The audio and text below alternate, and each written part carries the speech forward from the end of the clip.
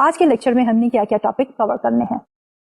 तो हम कह रहे थे कि हम फाइनेंशियल स्टेटमेंट्स को एनालाइज करते हैं और उसको मुख्तलिफ पर्पसेस के लिए यूज करते हैं। और उस एनालिसिस में हमने ये कहा था, एक है हमारे पास कॉमन साइज एनालिसिस और दूसरा है रेशियो एनालिसिस, जिसको अभी हमने कंप्लीट किया। तो आज के लेक्चर में हम ये देखना चाहेंगे कि ये फाइनेंशियल स्टेटमेंट एनालिसिस के क्या क्या यूजेस हैं। तो उसमें हम ये देखेंगे कि कुछ हमारे पास इस एनालिसिस का इंटरनल यूज है और कुछ जो है वो एक्सटर्नल यूज भी है। तो उसमें हम जिक्र करेंगे कि इंटरनल यूजेस क्या हो सकते हैं और एक्सटर्नल यूजेस क्या हो सकते हैं। फिर उसके बाद हम बात करेंगे बेंचमार्किंग की, कि जब भी हमने कहीं भी परफॉर्मेंस को इवैल्यूएट करना होता है तो हम उसको कंपेयर करते हैं अगेंस्ट सर्टेन बेंचमार्क या टारगेट्स। तो बेंचमार्किंग जो है हम वो किस तरह कर सकते हैं। और उसके बाद स्लाइटली हम बात करेंगे कि ये सारा एनालिसिस जो हम करते हैं उसका इंटरनली भी हम यूज करते हैं, एक्सटर्नली भी करते हैं। तो उसमें कोई प्रॉब्लम्स है एनालिसिस में, तो थोड़े से जो कॉमनली एनकाउंटर्ड प्रॉब्लम है हम उसके बारे में भी जिक्र करेंगे। और इंशाल्लाह in the second half of the lecture हम एक नया टॉपिक जो है हमारा time value of money, which is one of the very very important topic in business finance, उसको हम डिस्कस करेंगे। और उसमें हम आज जो बात कवर अप करेंगे, टॉक अबाउट कि हमारे पास concept of the future value क्या है। लेकिन उससे पहले हम बात करेंगे कि हमारे पास सिंपल इंटरेस्ट क्या होता है और कंपाउंड इंटरेस्ट क्या होता है, और बेस्ड ऑन दिस कॉन्सेप्ट है हमारे पास फ्यूचर वैल्यू का क्या कॉन्सेप्ट है। और उसके बाद आने वाले लेक्चर्स में इंशाल्लाह हम इसी टाइम वैल्यू ऑफ मनी के टॉपिक को मजीद आगे लेके बढ़ते रहेंगे। तो हम अपना आज का लेक्चर शुरू करते हैं विद द टॉपिक ऑफ कि हम फाइनेंशियल स्टेटमेंट एनालिसिस, जो अभी हमने कहा कि कॉमन साइज एनालिसिस भी हम करते हैं और रेशियो एनालिसिस भी करते हैं, तो उसकी क्या क्या यूजेज हो सकते हैं। तो बेसिकली हमारे पास फाइनेंशियल स्टेटमेंट एनालिसिस के दो यूजेज हैं। एक तो है इंटरनल यूज। आपको याद होगा कि जब हमने शुरू भी बात की थी तो हमने कहा था कि जो मैनेजर्स हैं basically they are the one जो कि एक कॉर्पोरेशन को रन कर रहे होते हैं practically operational point of view से। तो ये मैनेजर जो है जब हमारे फाइनेंशियल स्टेटमेंट एनालिसिस को यूज करते हैं इंटरनली तो we call it as the internal usage. तो बेसिकली दो जगहों पे हमारे पास इंटरनल यूसेज होता है फाइनेंशियल स्टेटमेंट का। एक बेसिकली है हमारे पास परफॉर्मेंस एवेल्युएशन। ओवरऑल जब भी किसी फर्म की परफॉर्मेंस को एवेल्युएट करना होता है तो we focus on the profitability. इसलिए हमारे पास जो प्रॉफिटेबिलिटी मेजर्स हैं, जिसमें हमने कहा था profit margin, return on assets, return on equity, तो ये सारी मेजर जो हैं they are used by the managers internally to evaluate the performance. इसके साथ साथ इसका एक और यूज भी हो सकता है कि अगर हम किसी ऐसी कंपनी की बात कर रहे हैं जिसके मुख्तलिफ डिविजन्स हैं, तो हर एक डिवीजन की अलग-अलग परफॉर्मेंस एवेल्युएशन के लिए भी हम फाइनेंशियल स्टेटमेंट एनालिसिस यूज कर सकते हैं, क्योंकि हर डिवीजन अपनी स्टेटमेंट्स बनाएगा, balance sheet, income statement separately. Division level पे जो फाइनेंशियल स्टेटमेंट्स होंगी उनको भी यूज किया जाएगा in order to evaluate the performance of each and every individual division of the firm. उसके साथ साथ एक और तरीके से भी इंटरनली हम यूज कर सकते हैं फाइनेंशियल स्टेटमेंट एनालिसिस को, कि हमारे जो मैनेजर्स होते हैं उन्होंने करंटली भी फर्म के अफेयर्स को मैनेज करना होता है और उसके साथ साथ फ्यूचर के लिए भी प्लानिंग करनी होती है। तो हमारा यही फाइनेंशियल स्टेटमेंट एनालिसिस जो है वो यूज हो सकता है for future planning and projection purposes. For example, अगर हम बात कर रहे हैं फाइनेंशियल मैनेजर की, तो फाइनेंशियल मैनेजर ने भी सेल फोरकास्ट की बेस के ऊपर और दूसरी इन्वेंट्री फोरकास्ट और दूसरी करंट एसेट फोरकास्ट के ऊपर बेस करके एक कैश बजट बनाना होता है, जो कि एक डिवाइस है for the future planning of the cash. उसमें उन्होंने प्रोजेक्ट करने होते हैं कि इन फ्यूचर हमारे कैश इनफ्लोज क्या होंगी और हमारे कैश आउटफ्लोज क्या होंगे। उसके साथ साथ जब भी हम बात कर रहे हैं फ्यूचर प्लानिंग की, तो हमारी फ्यूचर प्लानिंग जो है हमेशा बेस करती है ऑन सर्टेन प्रोजेक्शंस। तो उन प्रोजेक्शंस को वैलिडेट करने के लिए, उनकी ऑथेंटिसिटी एस्टैब्लिश करने के लिए हमारी ये फाइनेंशियल स्टेटमेंट एनालिसिस जो है वो हेल्प आउट करता है टू दी इंटरनल मैनेजर्स। उसके बाद आ जाती है हमारे एक और कैटेगरी कि यही फाइनेंशियल स्टेटमेंट एनालिसिस जो है वो एक्सटर्नली भी यूज होता है। तो डेफिनेटली यहाँ पे हम बात कर रहे हैं द स्टेक होल्डर्स, क्योंकि हमने, आपको याद होगा कि पिछले चंद एक लेक्चर्स में बात की थी कि स्टॉक होल्डर्स या शेयर होल्डर्स जो हैं वो हैं owners of the firm, but there are other stake holders. Stake holder जो कि डायरेक्टली या इनडायरेक्टली रिलेटेड है with the financial and other affairs of the firms. तो ये जो है हमारे स्टेक होल्डर्स, उसमें हम बात करते हैं हमारे कस्टमर्स, वो भी स्टेक होल्डर्स हैं, हमारे creditors are also the stake holders, हमारे suppliers are the stake holders. और उसके साथ साथ जब हम स्टेक होल्डर्स की ही कैटेगरी में मुख्तलिफ लोगों को डालते हैं तो हमारे कंपेटिटर्स जो हैं वो भी इसी कैटेगरीज में आ जाते हैं। तो अगर हम बात करते हैं स्टेक होल्डर्स की, तो सबसे पहले हम बात करेंगे अपने कस्टमर्स की। तो हमारे कस्टमर भी एक category of the stake holders हैं। तो कस्टमर ये देखना चाहेंगे कि फ्यूचर ग्रोथ प्रोस्पेक्ट जो है वो फर्म के क्या है। फर्म जो है वो कितना ग्रो करेगी और किस किस किस्म की वैरायटी ऑफ द प्रोडक्ट जो है वो हमें पेश कर सकेगी, quality of the product, efficiency level, ये सारा कुछ जो है वो कस्टमर्स हमेशा जो है वो देखना चाहते हैं। उसके साथ साथ ये है कि कंटिन्यूटी ऑफ द बिजनेस, कि अगर फर्म जो है एक सस्टेनेबल ग्रोथ रेट मेंटेन करती है तो वेरी कॉन्फिडेंटली कस्टमर्स ये कह सकते हैं कि ऑफ कोर्स फर्म जो है is in a position to serve us better with more diversified kind of products. उसके बाद हमारी अगली categories of the stakeholder आ जाती है, जैसे हम बात करते हैं सप्लायर्स के। तो सप्लायर्स में आ जाते हैं हमारे ट्रेड क्रेडिटर्स, वो सप्लायर जिन्होंने हमें सप्लाई किया है ऑन क्रेडिट। अब उनका इंटरेस्ट किस में होगा? उनका इंटरेस्ट ये होगा कि हमारी फर्म जो है उसकी शॉर्ट टर्म लिक्विडिटी इतनी है कि जब हमारी अमाउंट पेएबल ड्यू हो तो फर्म जो है वो उस वक्त उस अमाउंट को पे कर सके। उसके साथ साथ सप्लायर जो है वो of course overall growth of the firm पे भी फोकस करेंगे, वो देखना चाहेंगे कि उनके future business prospects with our firm जो है वो कितने हैं। फिर उसके बाद हमारे पास अगली कैटेगरी आ जाती है जिसमें हम बात कर रहे हैं कंपैटिटर्स की। तो कंपैटिटर्स जो है वो भी ये देखना चाहेंगे कि हमारी फर्म की परफॉर्मेंस क्या है, ग्रोथ प्रॉस्पेक्ट्स क्या है, क्योंकि उन्होंने कंपीट करना है हमारी फर्म के साथ मार्केट प्लेस में। तो अगर हमारी फर्म तेजी से ग्रो कर रही है तो दे विल ट्राई टू सी कि उनका मार्केट शेयर कितना श्रिंक हो रहा है, या अगर हमारी फर्म की परफॉर्मेंस जो है वो इतनी अच्छी नहीं है, श्रिंक कर रही है, तो दे वुड लाइक टू सी कि उनका मार्केट शेयर जो है वो कितना बढ़ेगा। इसी तरह वो अपनी फाइनेंशियल पॉलिसीज बनाने के लिए, दूसरे फाइनेंशियल इंस्टीट्यूशन से लोन लेने के लिए they will always keep an eye on our performance, हमारी क्या एक्टिविटीज है, हमारा फाइनेंशियल लेवरेज क्या है। ये सारी चीजों को हमारे कंपैटिटर्स जो है वो हमेशा they will keep in mind. फिर उसके साथ साथ जो है acquisition of the firm is another issue, कि नॉर्मली अगर हमारी फर्म की परफॉर्मेंस जैसे reflected by the financial statement analysis is weak, so that is an indication कि हमारे कंपैटिटर्स जो है वो हमें टेक ओवर कर सकते हैं।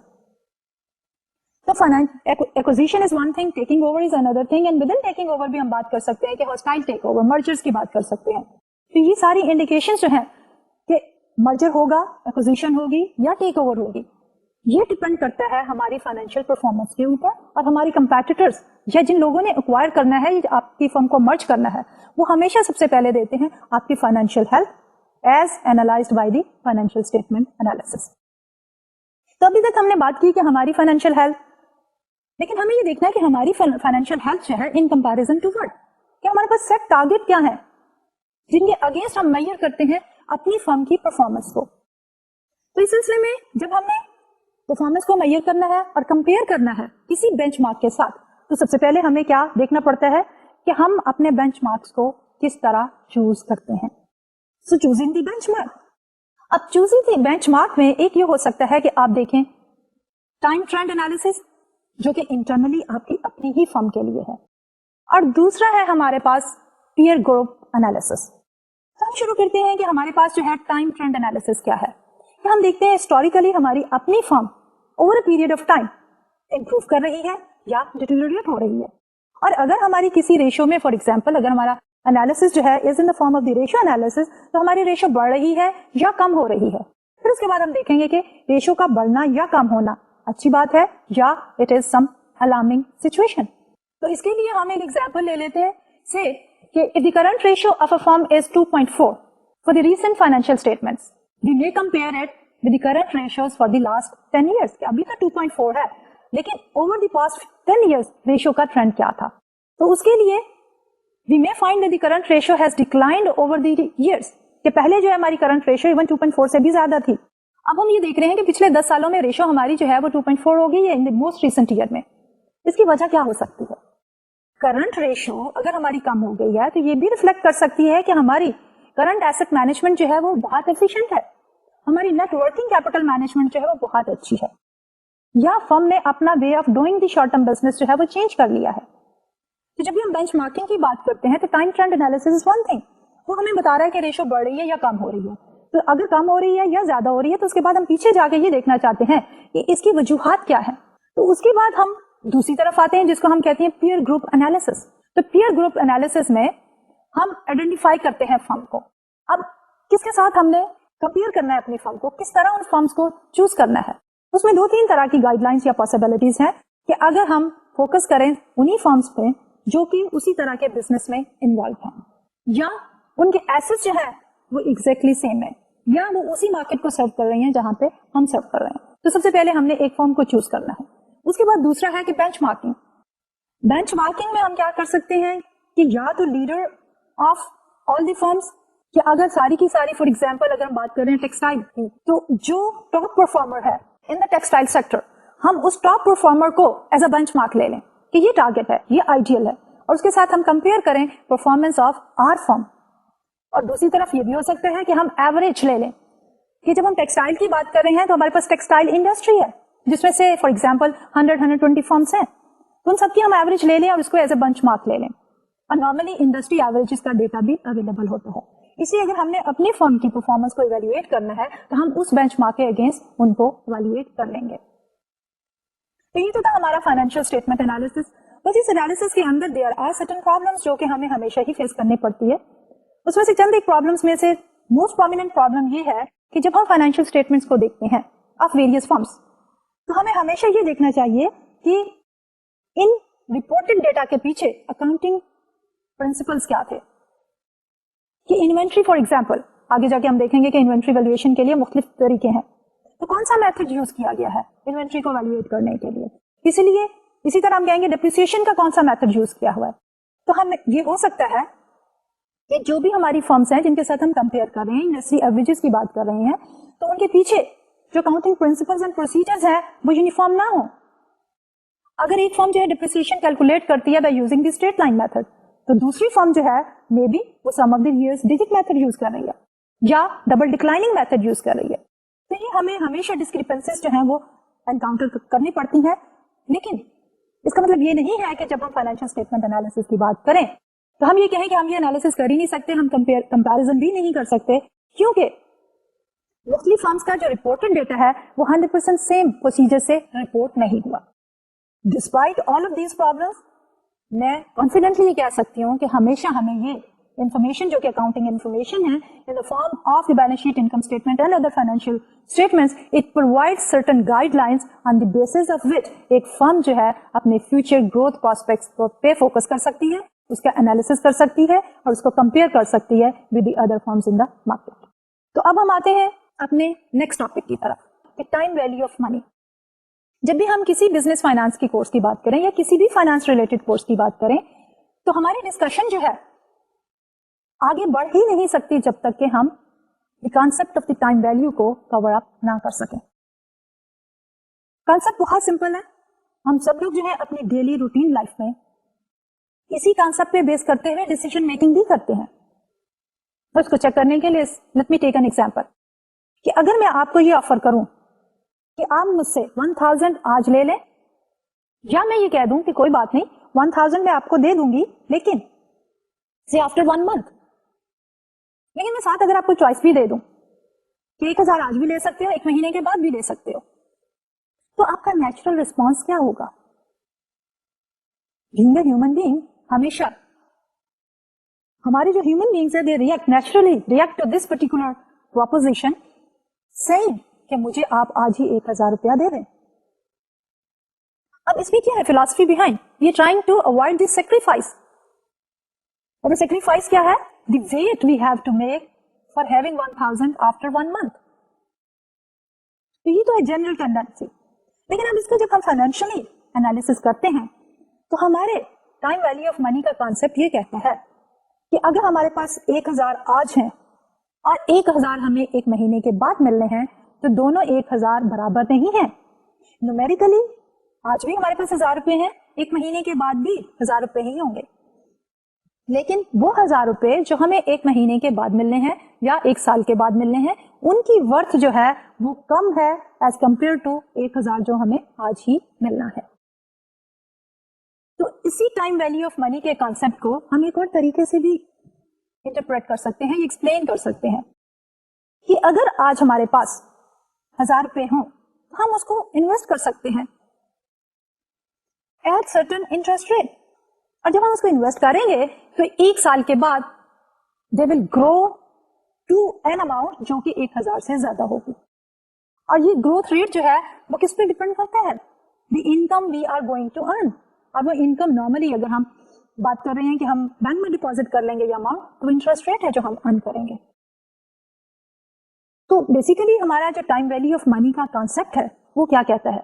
वो कहता ये है कि अगर हमारे पास कुछ अमाउंट ऑफ मनी आज है और कुछ अमाउंट ऑफ मनी हमें मिलेगी in future after some time, तो दोनों की वैल्यू जो है ऑल्दो न्यूमेरिकली अमाउंट सेम हो सकती है, जैसे मैंने कहा 1000, लेकिन एग्जैक्टली स्पीकिंग उनकी वर्थ बराबर नहीं होती। क्योंकि आज अगर हमें 1000 रुपए मिलते हैं तो हम उसको इन्वेस्ट करके उस पर मजीद अमाउंट अर्न करके साल के बाद वही अमाउंट हमारी ग्रो करके ज्यादा हो जाती है।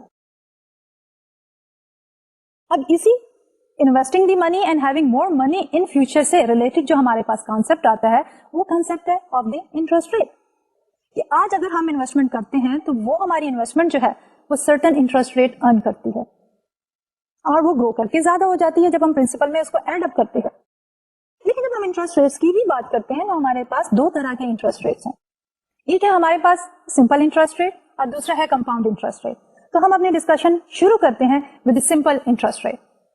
तो उसके लिए हमारे पास कॉन्सेप्ट क्या है सिंपल इंटरेस्ट रेट का, कि in its most basic form हमारा interest is calculated by multiplying the principal amount जो कि हमने इन्वेस्ट की है बाय द इंटरेस्ट रेट जो कि हम नॉर्मली परसेंटेजेस में एक्सप्रेस करते हैं। उसके बाद हमारे पास आता है टाइम पीरियड्स, कि कितने अरसे के लिए इन्वेस्ट कर रहे हैं। यानी कि जब हम सिंपल इंटरेस्ट रेट की बात करते हैं तो हमारे पास तीन कंपोनेंट्स हैं। एक है कि हमारी प्रिंसिपल अमाउंट इन्वेस्टेड कितनी है, दूसरा ये है कि हमारा interest rate, normally interest rate जो है पर एनम होते हैं, कि एनुअल इंटरेस्ट रेट होते हैं अनलेस अदरवाइज नोटेड। और फिर आता है कि कितने टाइम पीरियड्स के लिए या कितने सालों के लिए, अगर एनुअल है तो कितने सालों के लिए हम इन्वेस्ट कर रहे हैं। तो सिंपल इंटरेस्ट रेट का जो हमारा फॉर्मूला है कैलकुलेशन ऑफ द इंटरेस्ट, और फिर हम कहेंगे कि टोटल अमाउंट कितनी ग्रो होती है, तो दैट इज इक्वल टू, अगर हम कहें I is or simple interest is equal to P, जहां पे पी है हमारी प्रिंसिपल अमाउंट जो हमने इन्वेस्ट की है, into r which is the interest rate, into t which is the time periods. तो अगर हमारा इंटरेस्ट रेट भी पर एनम है और टी जो है वो टाइम पीरियड में है, तो हमारे पास I is equal to P into are into T.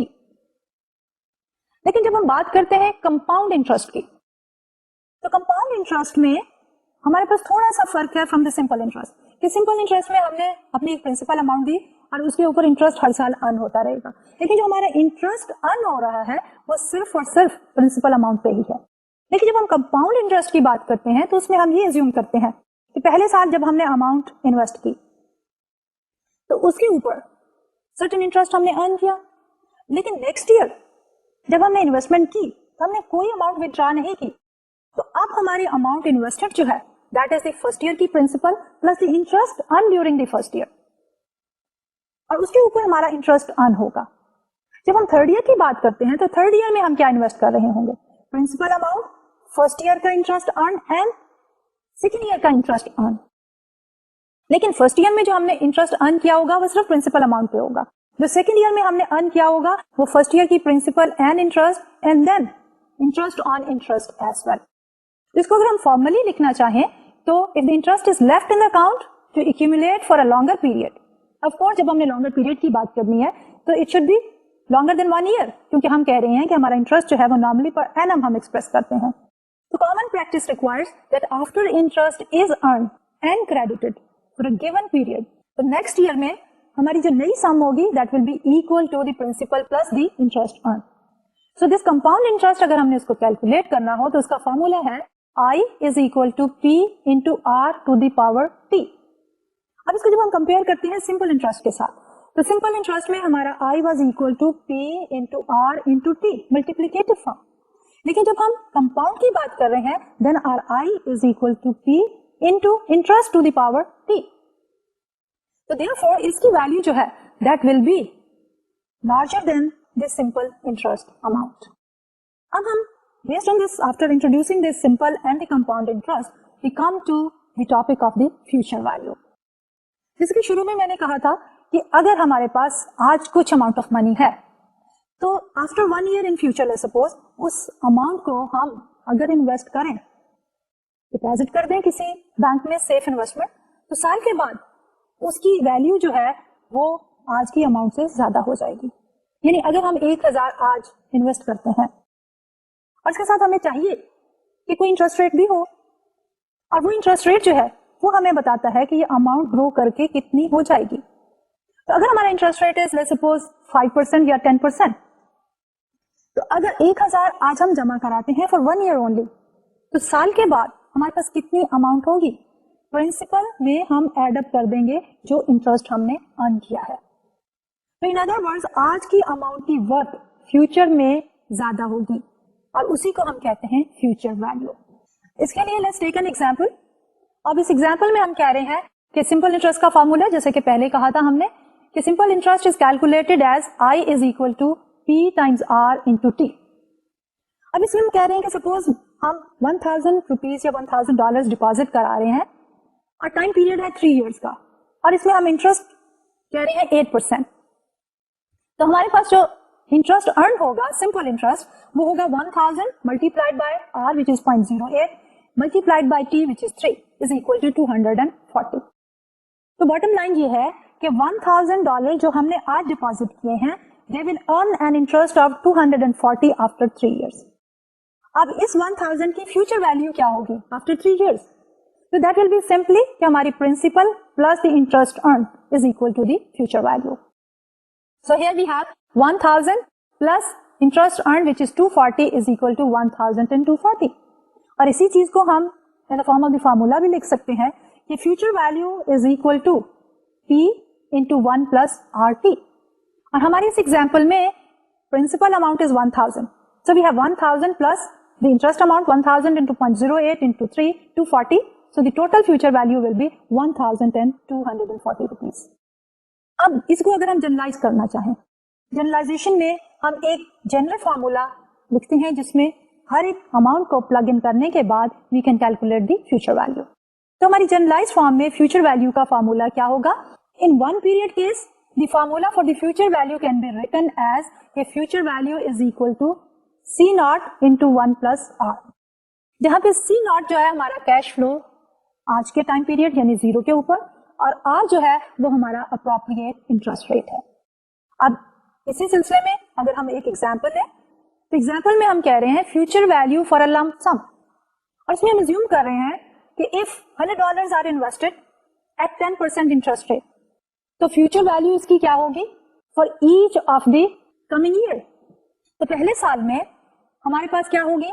Future value होगी 110, जिसमें फॉर्मूला हमने क्या लगाया? C not is 100 into 1 plus R is 10% or 0.10. So 100 into 1 plus 0.10 is equal to 110.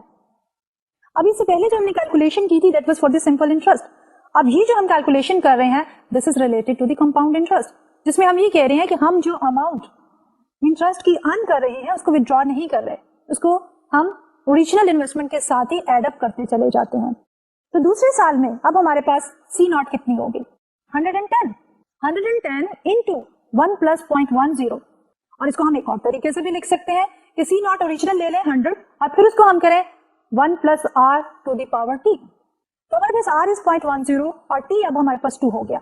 तो we have 100 into 1.10 to the power 2. So that is equal to 121.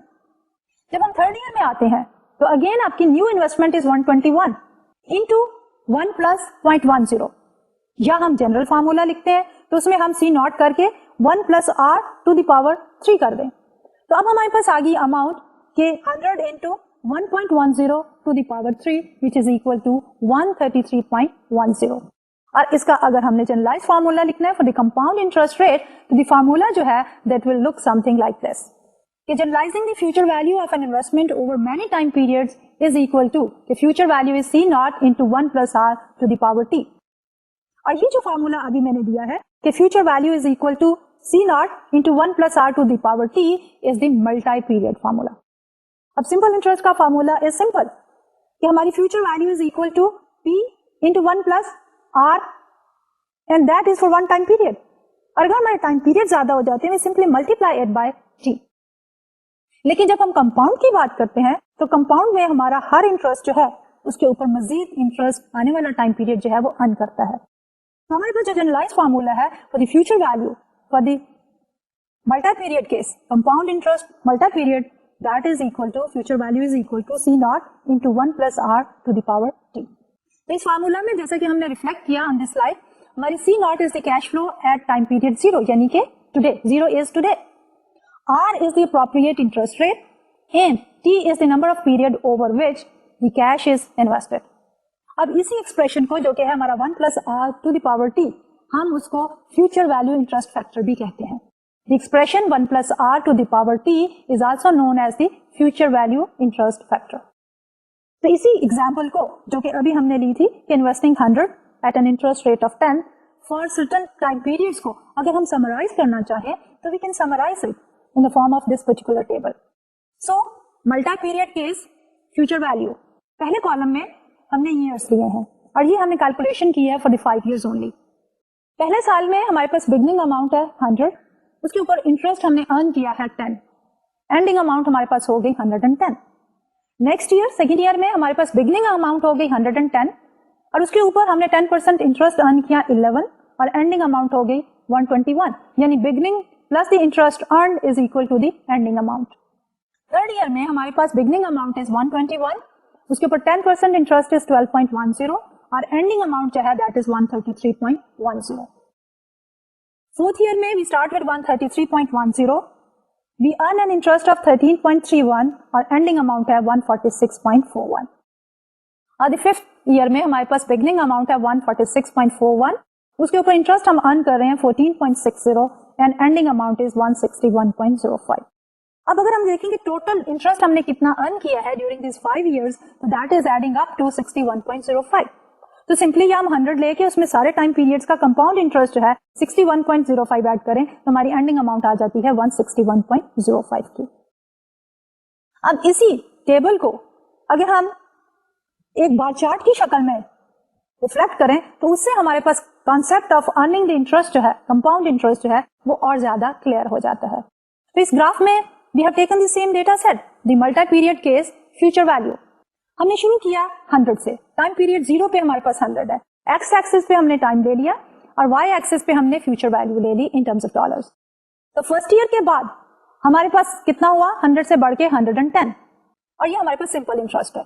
लेकिन second year में हमारे पास total amount जो है 121 है.